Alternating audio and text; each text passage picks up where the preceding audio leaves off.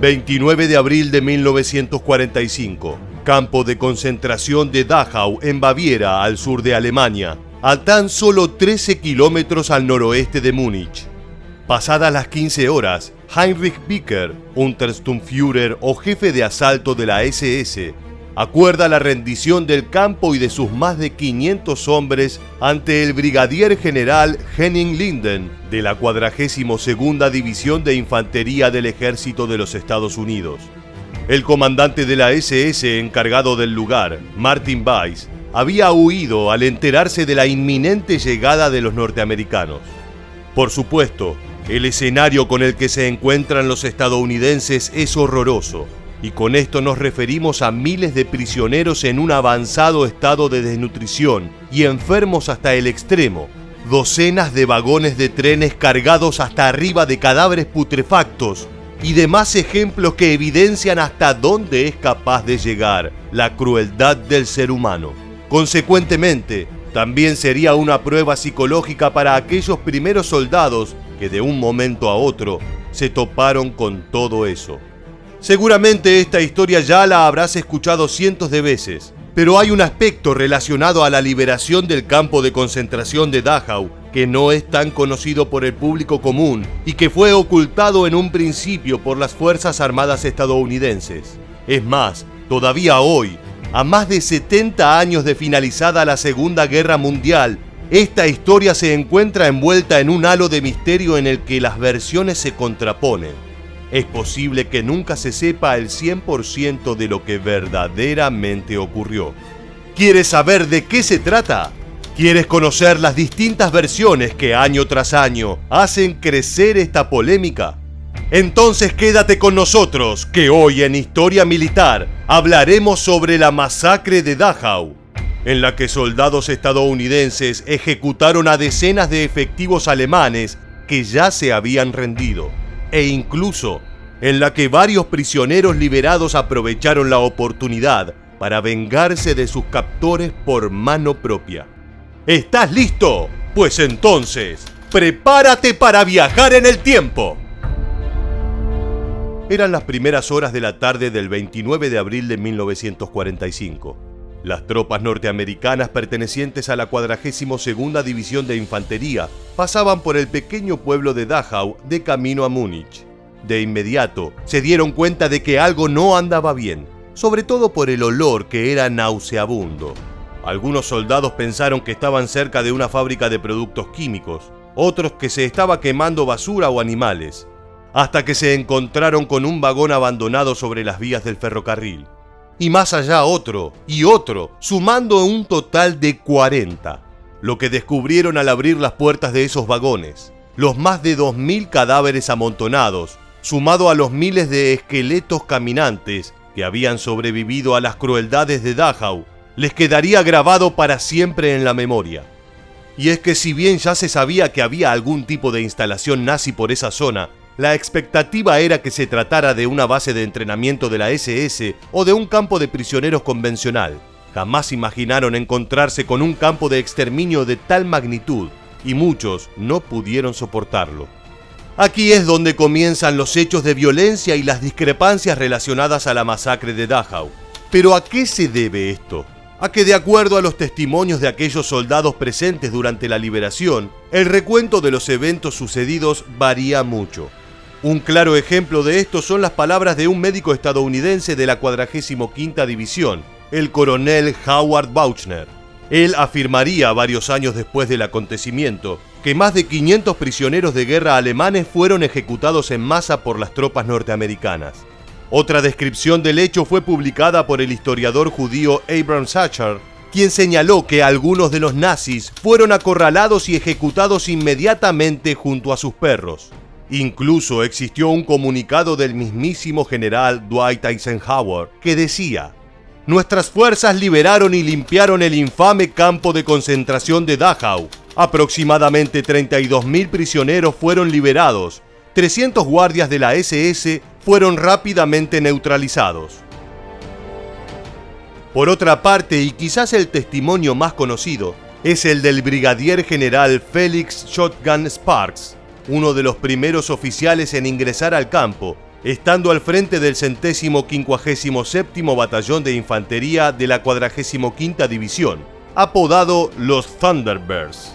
Su versión de los hechos es retratada, entre otros ejemplos, en uno de los episodios de la recientemente estrenada miniserie animada El Libertador.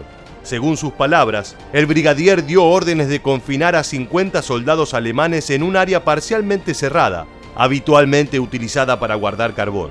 Al poco tiempo de marcharse para ir a enfrentar a un grupo de guardias de la SS que todavía no se había rendido, escuchó gritos y disparos de ametralladora. De inmediato regresó al lugar e impidió que se continuara con la matanza. Los soldados responsables aseveraron que los prisioneros estaban tratando de escapar, pero Sparks no les creyó, principalmente porque los cadáveres estaban todos alineados junto a un muro. Sobre el hecho escribiría años después: ese incidente fue el que dio vida a varios rumores de que gran parte de los alemanes capturados en Dachau fueron ejecutados. Nada puede estar más alejado de la verdad. El total de guardias asesinados ese día en Dachau no superó los 50, siendo 30 probablemente la cifra más acertada. Lo cierto es que meses después, luego de que varios testigos se animaran a denunciar la situación, el ejército estadounidense inició una investigación confidencial hecha pública recién en 1991. Dicho proceso estuvo a punto de llevar a corte marcial a todos los involucrados, Felix Sparks y Howard Bauchner entre ellos. Sin embargo, todos los cargos fueron finalmente desestimados por el reconocido general George Patton y la investigación quedó en la nada. El magistrado a cargo del proceso, el coronel Charles Decker, concluyó a finales de 1945 que si bien era probable que hayan acontecido violaciones de las leyes internacionales, en vista de las condiciones con las que se encontraron las primeras tropas, no se cree que la justicia o la equidad exijan que se emprenda ahora la difícil y quizás imposible tarea de fijar la responsabilidad individual. Por último, hay que decir también que las víctimas de la masacre de Dachau no fueron solo ejecutadas a manos de los soldados norteamericanos. Existen numerosos testimonios que aseguran que los prisioneros aprovecharon la oportunidad y el desconcierto de los alemanes para vengarse de los guardias, priorizando a los más sádicos.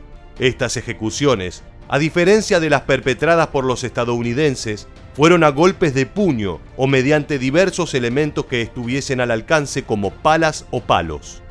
Valenti Lenarczyk, prisionero número 39.272 de Dachau, diría a propósito de la situación y de los alemanes asesinados a modo de venganza: todos estos años no fuimos más que animales para ellos hasta que volvimos a nacer.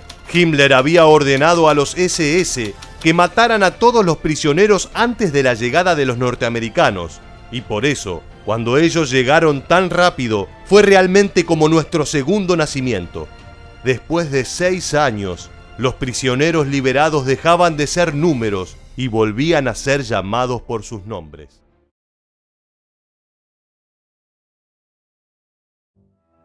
Encontraron a 150 soldados alemanes asesinados. Los germanos heridos habían sido arrojados por la ventana del hospital desde varios metros de altura, luego de ser apaleados y mutilados. A otros se les había echado agua y se los había dejado abandonados en el frío para que murieran de hipotermia. Estas palabras pertenecen a un oficial de la Wehrmacht que descubrió los restos de la matanza de Feodosia, ocurrida entre el 29 de diciembre de 1941 y el 1 de enero de 1942.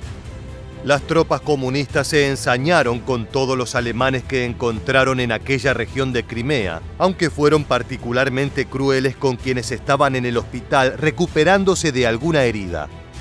Nada de esto es extraño, ya que como es sabido, la guerra convierte a los hombres en monstruos y desata sus pasiones más oscuras. El odio, el resentimiento, el deseo de venganza y la pulsión de matar se hacen presentes cuando un soldado está en una situación límite. Hoy en este nuevo episodio de Historia Militar, te contaremos todo acerca de las peores masacres cometidas por los ejércitos de Estados Unidos y la Unión Soviética. Algunos de los crímenes de guerra más terribles del ejército norteamericano fueron cometidos durante la campaña de Sicilia a mediados de 1943. A través de este operativo, los aliados se proponían abrir un nuevo frente de batalla en el sur de Europa y desde allí presionar a las tropas de Hitler. Los aliados avanzaron a través de Sicilia sin apenas encontrar resistencia. El 10 de julio de 1943, los norteamericanos llegaron al pequeño pueblo de Kanikati, donde fueron recibidos con los brazos abiertos por los lugareños. La gente común estaba agotada del combate incesante que había convertido al pueblo en ruinas. El fuego de artillería de los días previos había destruido una gran cantidad de casas y edificios públicos.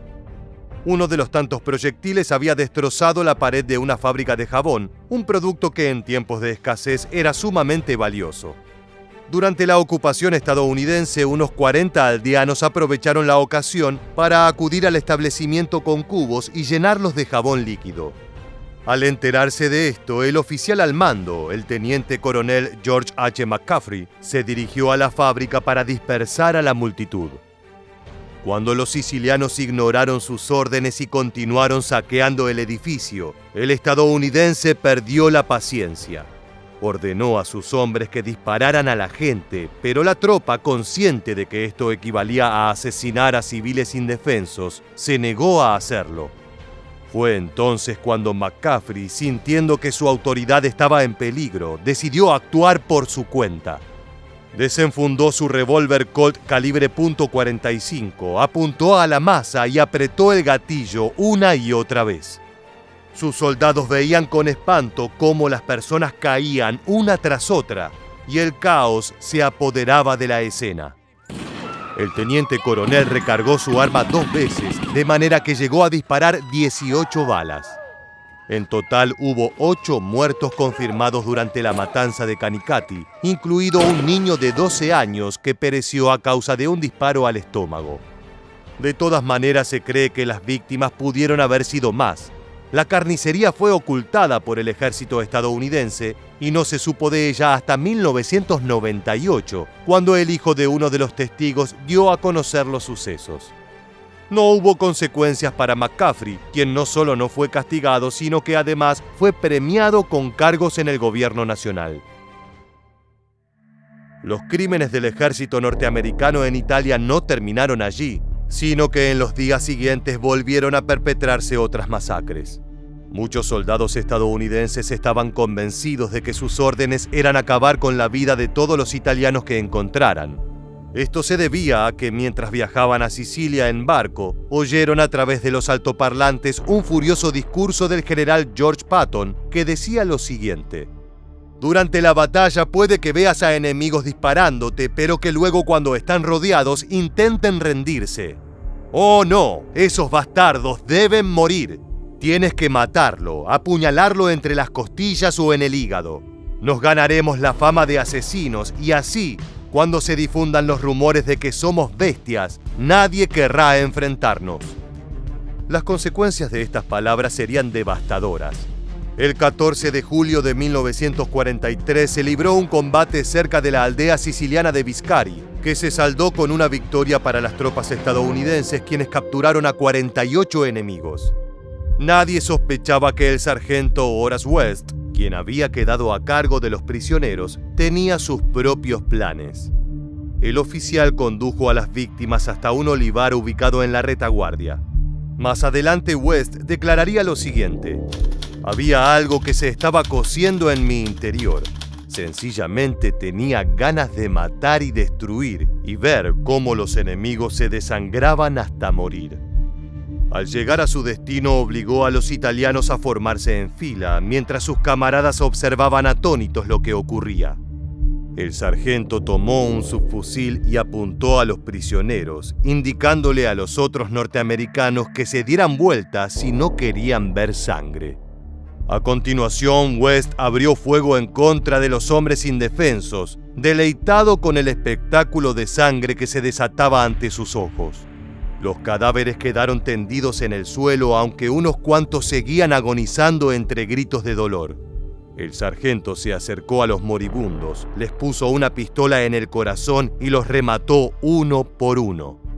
Cuando las noticias de la masacre de Biscari llegaron a oídos de Patton, West fue juzgado por un tribunal militar. Fue condenado a prisión perpetua, aunque más adelante fue indultado por el presidente Dwight Eisenhower y sirvió hasta el final de la guerra. Falleció en 1974 sin haber pagado por su crimen.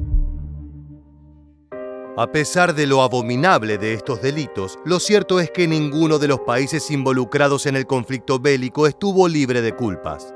En el caso de la Unión Soviética, el Ejército Rojo se encargó de sembrar el terror por donde quiera que pasara, dejando tras de sí una estela de muerte y destrucción.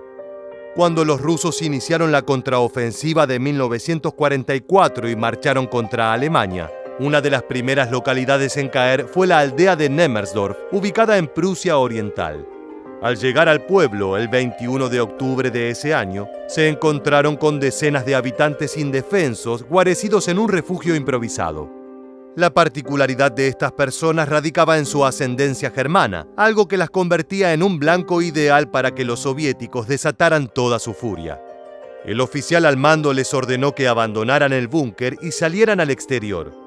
Lo que siguió a continuación fue una carnicería sin precedentes, realizada mediante culatazos de rifle y golpes de pala. Los que no murieron de inmediato fueron fusilados y las mujeres fueron violadas. La matanza dejó un tendal de cadáveres que fue encontrado días después por la Wehrmacht, cuando recuperaron el control de la aldea. Escuchemos el testimonio de un soldado alemán que tuvo la desgracia de contemplar la escena. En una granja encontramos a mujeres crucificadas contra un carromato. Cerca de una taberna vimos a otras 2 mujeres empaladas contra la puerta de un granero, con los brazos extendidos como si fueran Cristo. Dentro de las viviendas había un total de 72 muchachas muertas, incluida una niña. También vimos a bebés con la cabeza aplastada. La matanza de Nemmersdorf fue utilizada por Joseph Goebbels para mostrar la crueldad de los soviéticos. En el corto plazo, esta política demostró ser efectiva, ya que consiguió que aumentaran los voluntarios para las milicias. Algo similar a este hecho ocurrió en enero de 1945, cuando el Ejército Rojo, todavía en Prusia Oriental, tomó la aldea de Mettgitten luego de una batalla de 4 días. Nuevamente las tropas comunistas se ensañaron con la población local. Las mujeres fueron sometidas a toda clase de vejaciones y luego fueron ejecutadas. Hombres y niños fueron fusilados sin piedad y otros tantos fueron remitidos a una cancha de tenis. Luego el establecimiento fue destruido con explosivos, de manera que los que estaban allí encerrados murieron engullidos en el fuego. Eventualmente los soviéticos debieron abandonar la aldea, que fue recuperada por la Wehrmacht. Ahora escucharemos el testimonio del capitán Hermann Sommer, que efectuó un reporte de la masacre. Hice mis propias observaciones el 27 de febrero de 1945, cuando llegué a Mettgitten en un viaje oficial. Encontré los cadáveres de 12 mujeres y de 6 niños, todos ellos desnudos y amontonados en una pila. La mayoría de los infantes tenían el cráneo roto a causa de golpes con objetos pesados, y en sus pequeños cuerpos se advertían heridas de bayoneta. Las mujeres tenían entre 40 y 60 años y habían sido acuchilladas hasta la muerte. En todos ellos había marcas negras y azules, producto de las golpizas recibidas. Al igual que tantas otras matanzas, la de Mettgitten no tuvo demasiadas repercusiones. Los asesinos no fueron castigados por sus crímenes y el hecho pasó desapercibido entre las penurias de la guerra. Como podemos ver, el conflicto bélico acostumbró a las personas a un nivel de salvajismo y crueldad inusitado. A pesar de que gran parte de estas tragedias quedaron impunes, en la actualidad diversos investigadores e historiadores buscan documentarlas de la manera más minuciosa posible. De esta manera puede lograrse que las víctimas tengan un lugar en la memoria colectiva y su sufrimiento no caiga en el olvido.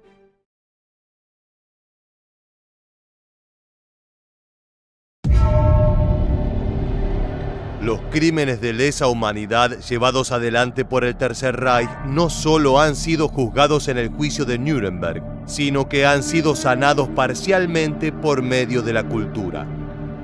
Pero este no es el caso de las atrocidades cometidas por el ejército comandado por el dictador Benito Mussolini, quien estaba al poder del gobierno italiano durante la Segunda Guerra Mundial. Las masacres fueron una parte clave dentro de un plan de guerra que el Duce adoptó desde los combates coloniales en África y que se empleó en gran medida en los países ocupados por el Eje. Como resultado de esa estrategia, miles de ciudadanos fueron torturados o asesinados por los soldados de Mussolini, pero ninguno de los más de 1.500 fascistas denunciados ante la Comisión Internacional de la ONU fue condenado. Mientras los criminales de guerra nazis se enfrentaron a un juicio histórico, la mayoría de los crímenes italianos permanecieron impunes, ya que Estados Unidos y el Reino Unido fomentaron un velo de secreto sobre la guerra cruel de Mussolini. Por eso en este video vamos a relatarte 3 de las matanzas más inhumanas llevadas a cabo por el ejército italiano. Principi che declinano, la vittoria è per noi, per i primi. Masacre de Domenicon. La masacre de Domenicon fue una violenta represalia del ejército italiano durante la ocupación del Eje en tierras griegas. A raíz de la derrota en la batalla de Grecia, un grupo de 72 guerrilleros del Ejército Popular de Liberación local creó una base en las afueras del pueblo de Oxia, cerca de Domenicon. Para apoyar las acciones de resistencia, este grupo ideó una trampa para emboscar a una columna italiana de 350 soldados.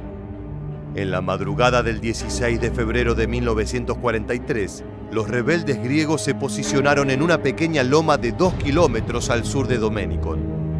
Cuando estaban por llevar adelante su plan, algo salió terriblemente mal. La loma no era suelo estable, error que los novatos guerrilleros no pudieron prever. El terreno cedió debido a la erosión y los hombres tuvieron que salir al descubierto.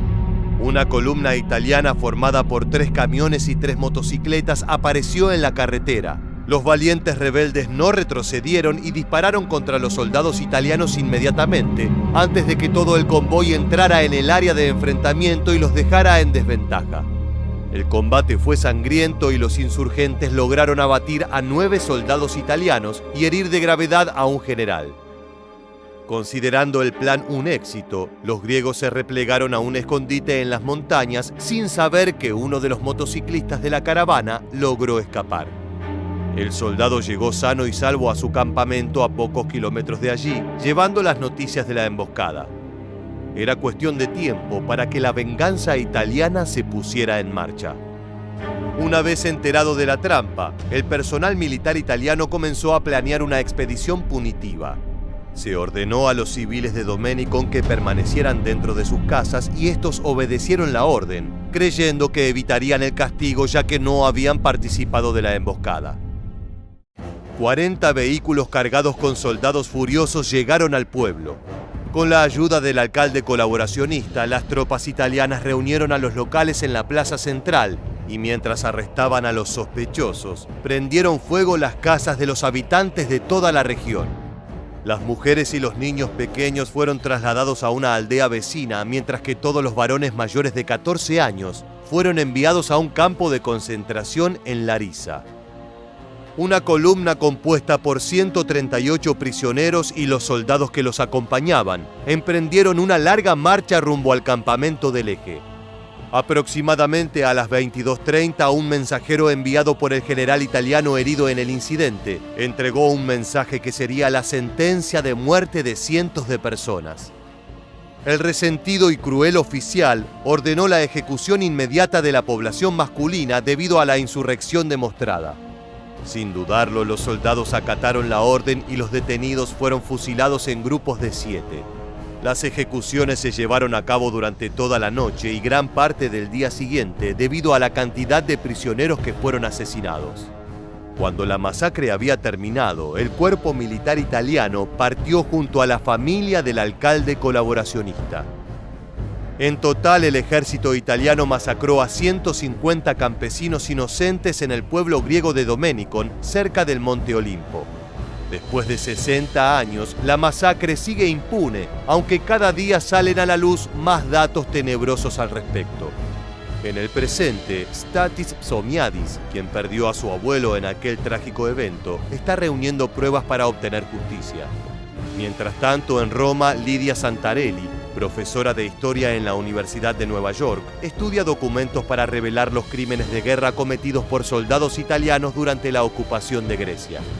Tal como Stathis escucha de los testigos y sobrevivientes, la profesora Santarelli descubrió que Domenicon fue solo la primera de una terrible serie de ejecuciones masivas en las que miles de civiles de más de 400 pueblos fueron masacrados. Masacre de Podum. Aquí, el 14 de julio de 1942, los ocupantes fascistas dispararon brutalmente contra 91 patriotas de entre 16 y 60 años del pueblo de Podum y de los legendarios campos de Grobnik. Estas tumbas brillantes enseñarán a las generaciones futuras sobre los inmensos sacrificios y las hazañas heroicas de los hijos e hijas de la costa croata de Istria y Gorski Kotar. El texto que acabamos de escuchar corresponde a una placa de mármol conmemorativa que se encuentra en la entrada sur del gran muro circular de piedra que rodea el santuario construido en honor a las víctimas de la masacre de Podum. Cuando el reino de Yugoslavia y su península fueron invadidos por las fuerzas del Eje en abril de 1941, la pequeña aldea fue sitiada por la milicia italiana. A los pocos meses de ser ocupados, los residentes locales de Podum y de toda Istria comenzaron a defenderse y formaron movimientos de resistencia organizados. El más destacado fueron los partisanos, la primera unidad armada de resistencia antifascista, la cual estaba formada por un movimiento comunista de resistencia yugoslavo. A principios de 1942, el control de los italianos estaba siendo amenazado por estos levantamientos, por lo que el prefecto Temistocle Testa ordenó que se llevaran a cabo duras represalias para quienes se negaran a cooperar con la autoridad italiana. En una de las revueltas, los partisanos mataron accidentalmente a un maestro italiano y su esposa. Sabiendo que habían cruzado un límite, tuvieron que huir del pueblo. Como consecuencia, Testa dio la orden de llevar a cabo asesinatos de civiles inocentes como represalia para vengar estas muertes italianas. Ese fue el comienzo del horror. En la mañana del 12 de julio de 1942, 250 soldados italianos bajo el mando del mayor Armando Giorleo de las Waffen-SS entraron en la ciudad de Podum. Lo primero que hicieron fue acorralar a todos los varones de entre 16 y 64 años, que sumaban un estimado de 100 prisioneros, 14 de los cuales se resistieron y fueron ejecutados en el lugar. Estos cautivos fueron llevados a un campo abierto al sur de la aldea, al borde de un pequeño pozo de tierra. Los agruparon en tandas sucesivas de 5 detenidos y fríamente y sin piedad les dispararon en la cabeza con rifles. Los cuerpos sin vida cayeron en las fosas hasta que todos los prisioneros fueron eliminados. Se desconoce el número exacto, pero se calcula que alrededor de 130 almas fueron eliminadas inhumanamente en este procedimiento. Luego de la matanza, las fuerzas italianas incendiaron el pueblo de Podum y deportaron a los habitantes restantes, principalmente ancianos, mujeres y niños, que sumaban casi 900 civiles. Todos fueron destinados a campos de trabajos forzados en Frosinone, Italia, donde la mayoría estuvieron detenidos hasta finales de 1943. De los deportados a campos italianos, 49 personas, incluidos 12 niños, no sobrevivieron. Masacre de Primošten. La matanza de Primošten fue el asesinato en masa de civiles croatas por parte de las fuerzas de ocupación italianas el 16 de noviembre de 1942, en represalia por un ataque partisano sucedido previo a la masacre. De forma muy similar a lo ocurrido en Domenicon, el 13 de noviembre de 1942, los partisanos tendieron una emboscada a un convoy de camiones italianos cerca de Primošten. 14 soldados fueron cruelmente asesinados, 7 resultaron heridos y 6 fueron tomados prisioneros.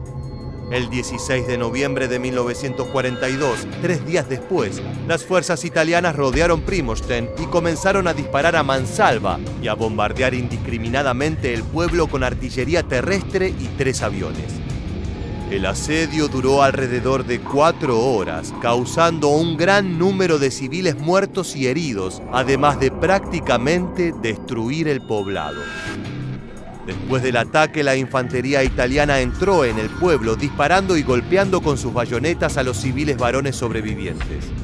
Estos fueron separados de las mujeres y los niños, quienes fueron tomados prisioneros. Las casas que seguían en pie fueron incendiadas y saqueadas, mientras que otras fueron asaltadas con granadas por prevención, matando a varios civiles sin piedad, incluyendo niños. Alrededor de 300 viviendas fueron destruidas durante la brutal jornada. Más de 200 civiles, en su mayoría mujeres y niños, fueron arrestados y deportados al campo de concentración de Vodice.